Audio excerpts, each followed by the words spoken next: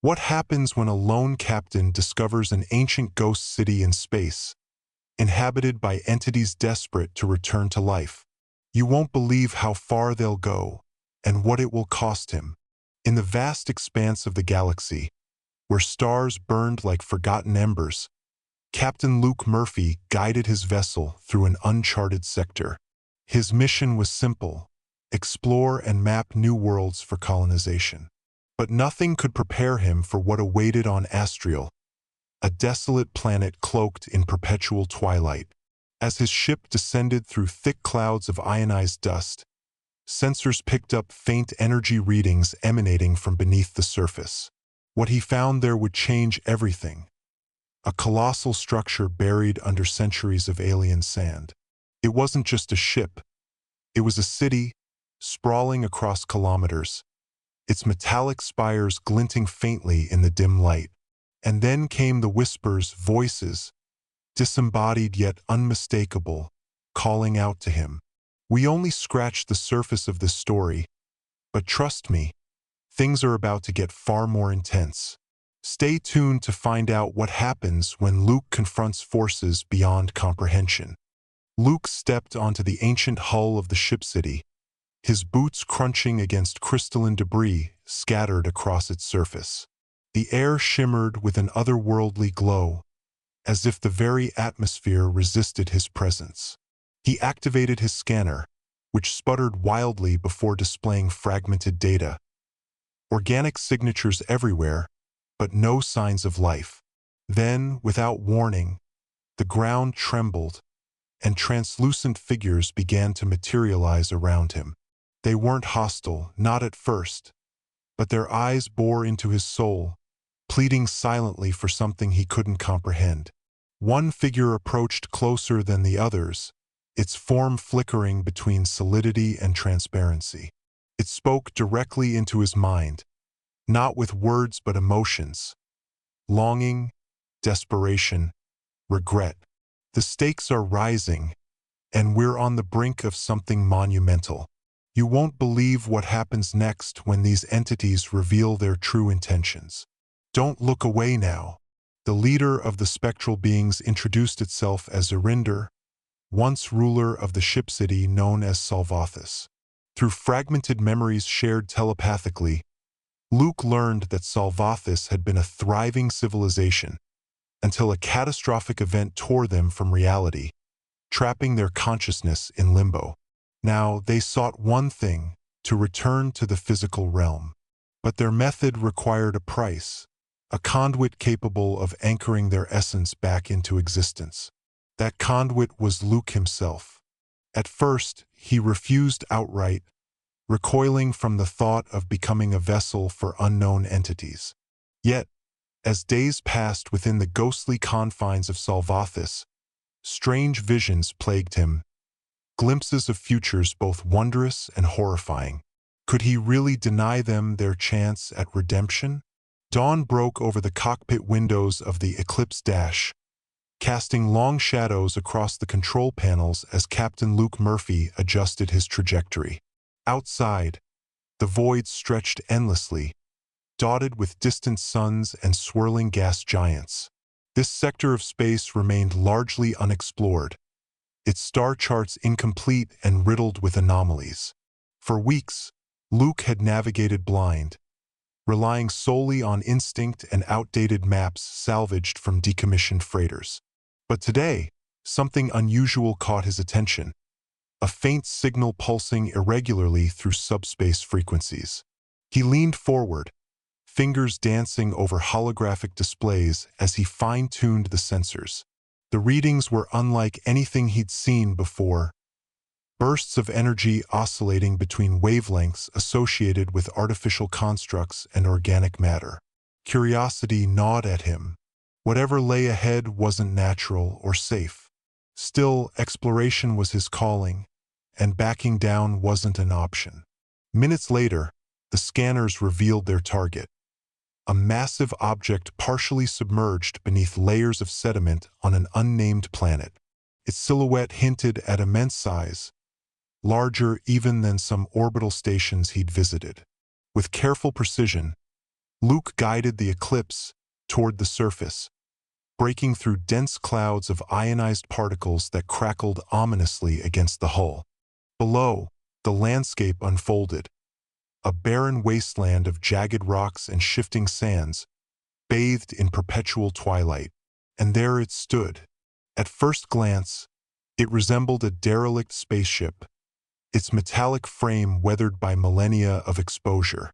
Closer inspection revealed intricate carvings etched into every surface, depicting scenes of grandeur and catastrophe. Towers spiraled upward, their tips broken but still reaching defiantly toward the heavens. Between them sprawled wide courtyards, now choked with alien vegetation. Yet, despite its apparent abandonment, the structure hummed faintly with residual power. Luke donned his environmental suit, securing tools and weapons to his belt before stepping onto the planet's surface. Each step sent plumes of dust billowing around him, illuminated by the pale glow of twin moons hanging low in the sky. As he approached the monolith, the hairs on the back of his neck prickled. Something felt wrong. Not dangerous exactly, but profoundly unnatural, like walking into a dream half-remembered. Then came the voices. They started as whispers, indistinct murmurs carried on the wind. At first, Luke dismissed them as tricks of perception, echoes bouncing off the metal walls. But they grew louder, clearer, forming coherent phrases in languages he didn't recognize. Panic surged briefly, but training kept him steady. He activated his comms device, hoping to record the sounds for analysis. Instead, static erupted, drowning out the voices entirely. Frustrated, he deactivated the system and froze. The whispers returned, louder now, almost deafening. They weren't coming from outside anymore. They resonated inside his skull, bypassing his ears altogether. Pain lanced through his temples, forcing him to his knees. Just as quickly as it began, the sensation subsided, leaving behind only silence, and a single word echoing softly in his mind. Salvathus. We only scratched the surface of the story, but trust me, things are about to get far more intense. Stay tuned to find out what happens when Luke confronts forces beyond comprehension. Rising unsteadily to his feet, Luke scanned the horizon. The voice, or whatever it was, had vanished, though the unease lingered. Determined to uncover answers, he pressed onward, climbing the sloping base of the structure until he reached an entranceway framed by ornate arches. Inside, darkness swallowed the feeble light cast by his helmet-mounted lamp. The air smelled stale, tinged with metallic undertones that made his throat itch.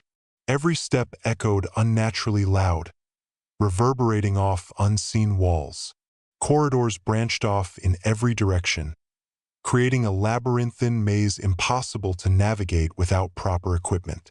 Luke marked his path with luminescent tags, ensuring he wouldn't lose his way. Despite his precautions, unease coiled tighter around him with each passing moment. Shadows seemed to shift when he turned his head, and the temperature fluctuated wildly, alternating between stifling heat and icy cold. Finally, he emerged into a cavernous chamber dominated by a central dais. Upon it rested a crystalline artifact, pulsating rhythmically with soft blue light. Tentatively, Luke approached, extending a gloved hand toward the object. Before he could touch it, the room erupted into chaos. Figures materialized from thin air, surrounding him in seconds. Transparent and wavering, they resembled humanoid forms but lacked any discernible features beyond glowing eyes. Some floated serenely, arms crossed as if observing. Others writhed violently, clawing at invisible barriers. None attacked, yet their collective gaze weighed heavily upon him. One entity drifted closer, separating itself from the crowd. Unlike the rest, its form stabilized into something resembling solidity. Standing taller than the average human, it exuded authority, commanding respect or fear. When it spoke, the sound bypassed Luke's ears entirely, resonating within his thoughts instead. "You are not of our kind," it said simply. "Yet you hear us. Why?" Instinctively, Luke responded aloud. "I'm here to investigate." "Who or what are you?" A pause followed, during which the being regarded him intently. Then, images flooded Luke's mind, visions of bustling streets, towering spires, and countless lives intertwined in harmony. These memories shifted abruptly, showing devastation on an apocalyptic scale. Cities crumbling, skies burning, screams echoing endlessly. Finally, the perspective changed, focusing on a group of individuals performing complex rituals around the same crystal artifact before vanishing entirely. When the vision ended, Luke staggered backward, overwhelmed. "What happened to you?" he managed to ask. "We are Salvathis," the being replied. "Once masters of this realm, now prisoners of eternity. We seek freedom. Will you grant it? The stakes are rising, and we're on the brink of something monumental. You won't believe what happens next when these entities reveal their true intentions. Don't look away now." Luke stared at the spectral figure, his mind racing to process the implications of its words. Freedom for beings who existed as mere echoes of their former selves? The request seemed absurd, yet the desperation in their voices was undeniable. He hesitated, torn between curiosity and caution. "What do you mean by freedom?" he asked finally, his voice steady despite the unease gnawing at him. The being tilted its head, as if considering how best to explain. "We are bound," it said slowly. "Our essence lingers here, unable to ascend or dissipate. We require a conduit, a living vessel, to anchor us back into your realm." "A vessel," Luke repeated flatly. His stomach churned as realization dawned. They wanted him dash. "No," he snapped instinctively, stepping back. "I'm not some tool for your resurrection. Find another way." The entity didn't react with anger, only sadness. Its form flickered momentarily before stabilizing again. "You misunderstand," it said softly. "This is not conquest. It is survival. Without aid, we will fade entirely, our legacy lost forever. You have the power to prevent that." Before Luke could respond, the chamber shifted around him. The walls shimmered, dissolving into visions of futures both wondrous and horrifying. In one, Salvathis thrived anew, its people restored to physical form, working alongside humans to build a utopia. In another, the planet crumbled under the weight of their return, consumed by chaos and destruction.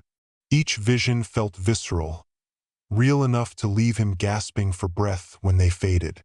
When the room returned to normal, Luke found himself trembling, sweat dripping down his temples beneath his helmet. "Why me?" he demanded hoarsely. "You hear us?" the entity replied simply. "Few can. Fewer still would understand. That makes you unique." Hours passed, or perhaps days. Time seemed irrelevant within the ghost city's confines. Luke wandered its halls aimlessly, trying to process what he'd been shown. Every step echoed louder than before. Every shadow seemed alive, watching him with unblinking eyes.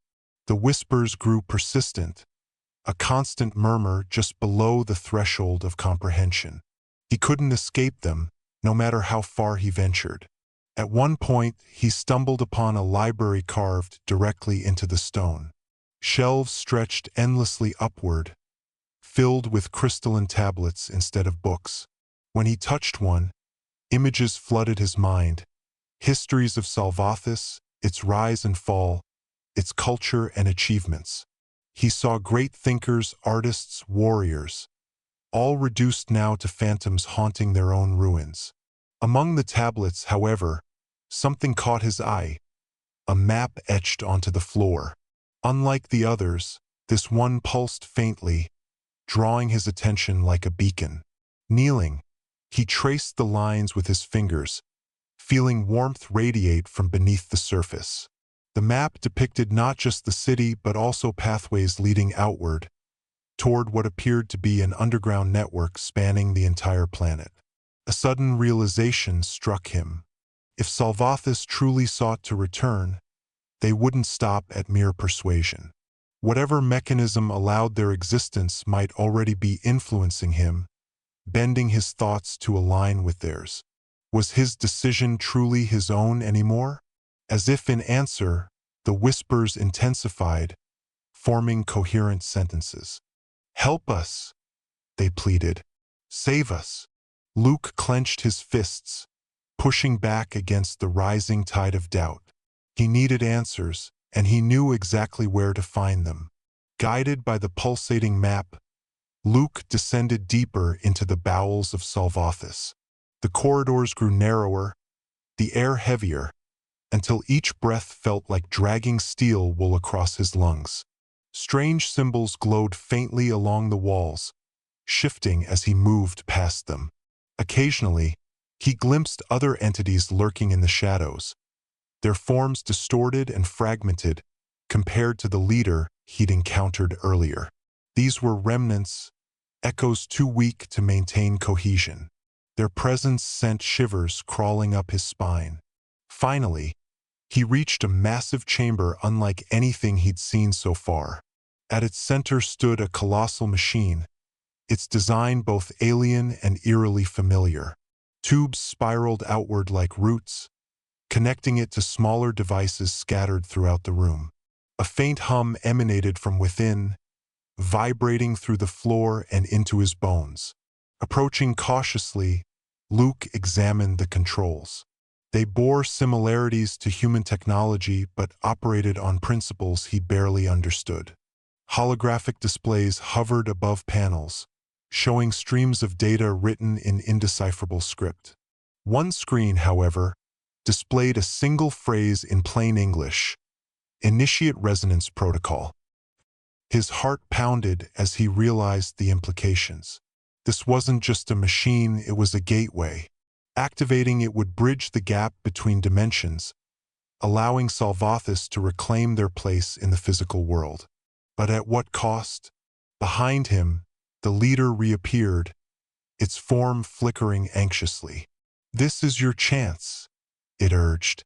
"Restore balance, undo the damage done to our kind, and destroy mine in the process?" Luke shot back. "How do I know you won't overrun us? Consume everything?" "We seek harmony, not domination," the entity insisted. "But time runs short. Decide now or all will be lost." Luke's mind raced as he stared at the machine, its hum growing louder with each passing second. The weight of the decision pressed down on him like a physical force.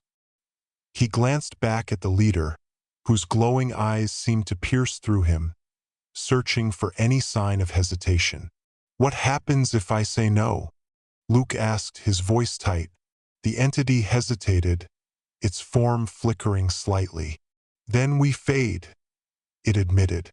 "Our essence will dissipate entirely, leaving only silence behind. But know this, if you deny us now, others may come who lack your understanding.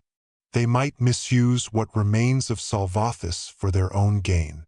The threat hung in the air, unspoken yet undeniable. Luke clenched his jaw, frustration bubbling beneath the surface. "You're asking me to gamble the fate of my species on trust alone," he said bitterly. "How can I possibly agree to that?" Before the entity could respond, the chamber trembled violently. Dust rained from the ceiling as alarms blared throughout the ancient structure. Red lights pulsed along the walls, casting eerie shadows across the room. Luke spun around, scanning for the source of the disturbance. "What's happening?" he demanded. "The system is destabilizing," the leader replied urgently. Time is running out. If you do not act soon, the entire city will collapse, taking both our fates with it. Luke's instincts screamed at him to run, to escape while he still could. Yet something held him rooted in place, the knowledge that turning away would leave unanswered questions haunting him forever. As the tremors intensified, Luke spotted a secondary console near the edge of the chamber. Its interface was simpler than the main controls, displaying a countdown timer ticking rapidly toward 0. He sprinted toward it, fingers flying over the holographic keys. "Stop!" the leader commanded sharply. "Do not interfere. You risk accelerating the collapse." "I'm trying to buy time," Luke shot back, ignoring the entity's protests. His actions slowed the countdown slightly, but the instability persisted. Sparks erupted from nearby panels, forcing him to dodge falling debris. Through the chaos, fragments of memory flooded his mind, visions triggered by his proximity to the machine. He saw flashes of the catastrophe that had doomed Salvathis, a war fought not against external enemies but among themselves. Betrayal, greed, and hubris had torn their society apart, culminating in the creation of the very device now threatening to destroy them all. Luke staggered backward, overwhelmed by the influx of information. "This isn't just a gateway," he realized aloud. "It's a weapon. Whatever brought you here wasn't an accident. It was self-destruction." The leader's form wavered, its expression unreadable. "Yes," it admitted quietly. "We created this prison ourselves, and now we ask for your help to undo it." With the countdown still looming over him, Luke weighed his options. Trusting the entities felt reckless, but abandoning them meant letting centuries of suffering go unanswered. Worse still, if the machine truly was a weapon, leaving it intact posed an existential threat to humanity. He turned to face the leader, resolve hardening in his gaze. "If I do this," he began firmly, "I need guarantees. Prove to me that you won't harm anyone else." "We cannot offer guarantees," the entity replied, "but we swear upon what little remains of our honor. We seek redemption, not revenge." Luke exhaled sharply, knowing there was no perfect solution. Every choice carried risks. Every path led to unknown consequences. Still, indecision wouldn't save anyone. "All right," he said finally. "Tell me how to stabilize the system." Relief washed over the leader's translucent features. "Activate the resonance protocol," it instructed. "Focus your energy into the core. Allow yourself to become the bridge." Luke hesitated, dread coiling in his chest. Becoming a conduit sounded dangerously close to sacrificing himself. Yet the alternative, watching Salvathis crumble into oblivion, felt equally unbearable. Taking a deep breath, he stepped toward the machine. The core pulsed brighter as Luke approached, drawing him inexorably closer. Placing his hands on the control panel, he felt warmth radiating upward, tingling through his gloves and into his skin. The hum grew deafening, vibrating through his bones until it drowned out all other sounds. Images flashed before his eyes, his childhood, his first steps into space, moments of triumph and failure. Each memory intertwined with fragments of Salvathis history, creating a tapestry of shared experiences. For a brief instant, he understood their pain, their longing for closure. Then came the pain. A searing heat coursed through his veins, forcing him to his knees. His vision blurred as waves of agony crashed over him, each more intense than the last. Through gritted teeth, he fought to maintain focus, channeling every ounce of strength into stabilizing the system. Around him, the chamber transformed. Walls shimmered with golden light, symbols etched into the stone glowing brilliantly. The tremors ceased, replaced by an unearthly calm. And then silence. When Luke opened his eyes, the chamber had changed. The oppressive darkness gave way to soft luminescence, bathing everything in warm hues. The leader stood before him, its form solidified and vibrant once more. Other entities filled the room, their transparency fading as they regained cohesion. "It is done," the leader declared, its voice resonant with gratitude. "You have given us a second chance." But Luke felt different. A strange connection lingered within him, linking him to the restored inhabitants of Salvathis. It wasn't painful exactly, but it unsettled him nonetheless.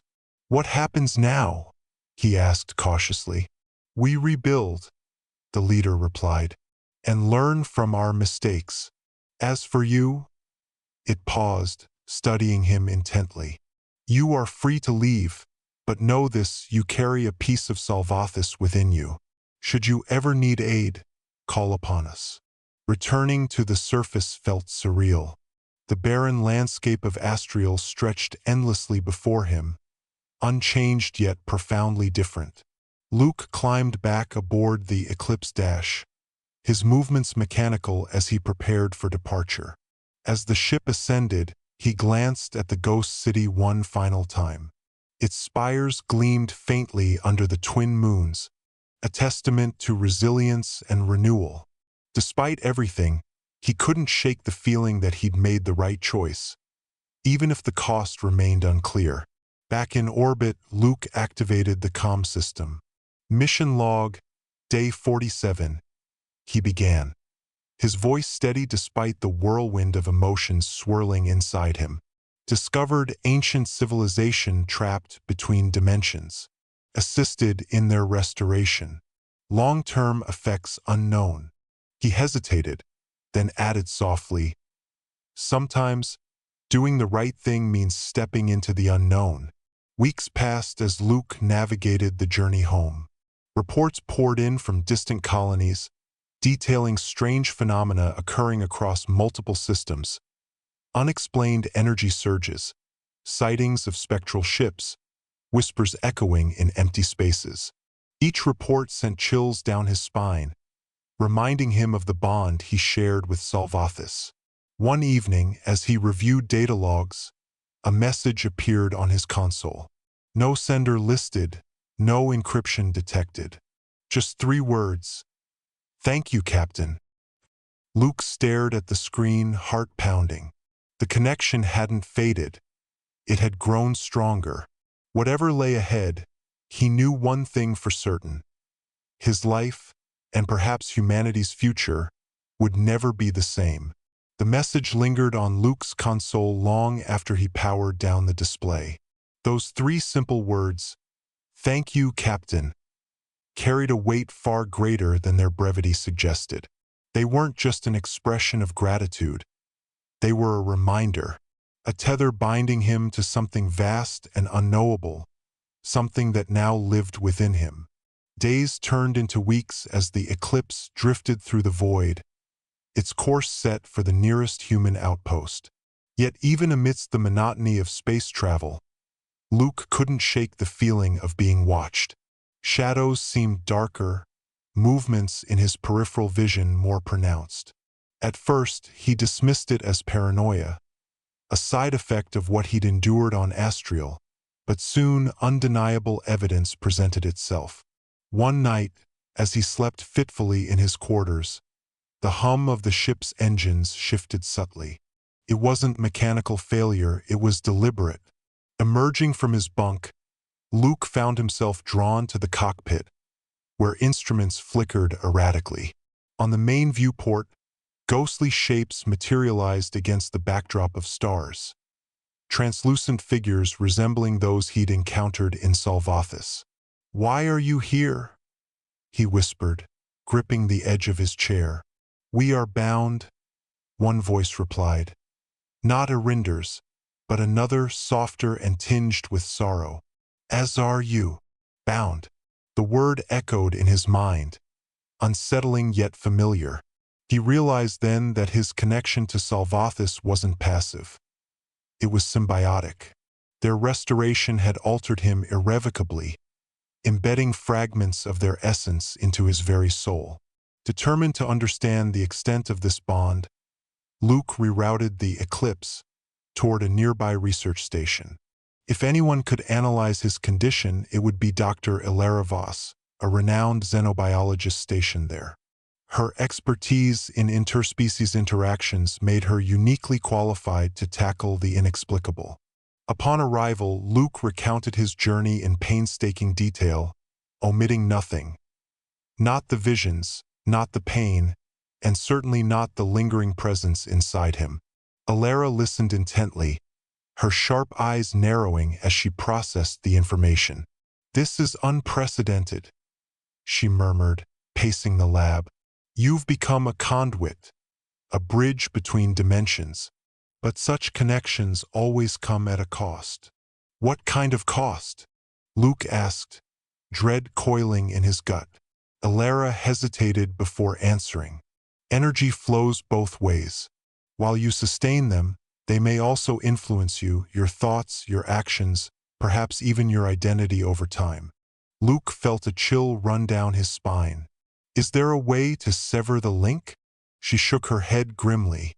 "Not without destroying what remains of Salvathis, and possibly yourself in the process." Armed with knowledge but burdened by uncertainty, Luke resumed his voyage home. Along the way, he began documenting changes within himself. Subtle shifts in perception, heightened sensitivity to energy fields, and vivid dreams filled with alien landscapes and fragmented memories. Each revelation brought clarity and fear. Yet amidst the turmoil, a newfound purpose emerged. The entities of Salvathis weren't merely passengers in his mind. They were teachers, sharing insights about their culture, technology, and philosophy. Through them, Luke glimpsed possibilities beyond human comprehension. Methods of sustainable energy, advanced medical techniques, and solutions to problems plaguing humanity for centuries. In time, he came to see his transformation not as a curse but as an opportunity.